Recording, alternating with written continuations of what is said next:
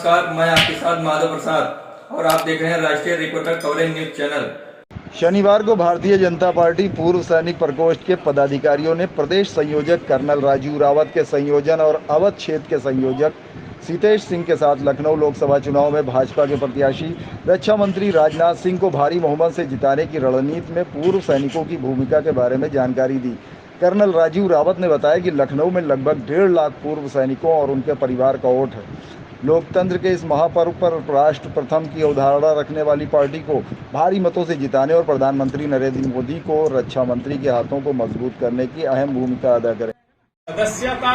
बढ़ाई जो अपना कार्यक्रम चला अभियान, उसके निमित्त हमने मंडल और बूथ तक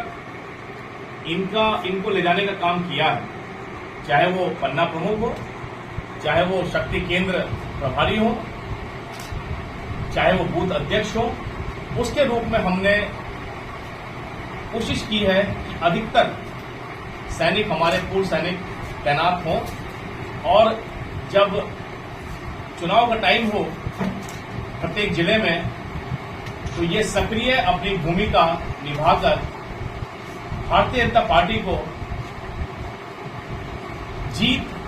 ही नहीं बल्कि जीत का मार्जिन ज्यादा बड़ा हो, ऐसी हमने व्यवस्था की है। आज लखनऊ में हमारे सैनिकों ने छोटी बड़ी रैलियां, रोड शो में प्रतिभागिता करते हुए हमारे आदरणीय राजनाथ सिंह जी के लिए, जो कि हमारे सर्विंग रक्षाओं के लिए एक अपने शीर्ष पद पर बैठे हैं रक्षा मंत्री के रूप में, उनको जो है अपने हृदय से, अपनी पूरी ताकत से, तन मन धन से हम सेवा प्रदान कर रहे हैं, ताकि जीत का मार्जिन इतना ज्यादा हो कि भारतीय जनता पार्टी मजबूर हो जाए कि इनको सबसे अच्छा पद दिया जाए। ये प्रधानमंत्री जी को दोबारा पुनः स्थापित करने के लिए तीसरे टर्म में हमारे राजनाथ सिंह जी एक मजबूत स्तंभ के रूप में इनके साथ खड़े हों। मेरा ये मानना है कि इन्होंने अग्निवीर योजना लाई है, जिसको कि सिविल में अन्य विरोधी पार्टी हैं उन्होंने गलत इसका वर्णन किया है। इसकी व्याख्या इस प्रकार से की है, आप इनको समझ नहीं पाए। अग्निवीर के माध्यम से ये पूरे समस्त हिंदुस्तान को फौजी बनाना चाह रहे हैं। फौजी, जैसा कि अपने 2013 की रैली में प्रधानमंत्री मोदी ने बोला था कि मैंने पूर्व सैनिकों को अपने बिजली विभाग में लगाया और चोरी बंद हो गई वहां के विभाग में, गुजरात में, और साथ में उनका रेवेन्यू बढ़ा। मैं ये मानता हूं कि जिस अनुशासन में ढल के, चाहे वो 17 साल हो, 25 साल हो या 40 साल तक जब फौज में सेवा करते हैं, तो वो एक अनुशासित, ईमानदार और एक देश के प्रति बहुत राष्ट्र हित की भावना रखते हुए सिविल में भी उस प्रकार काम करते हैं।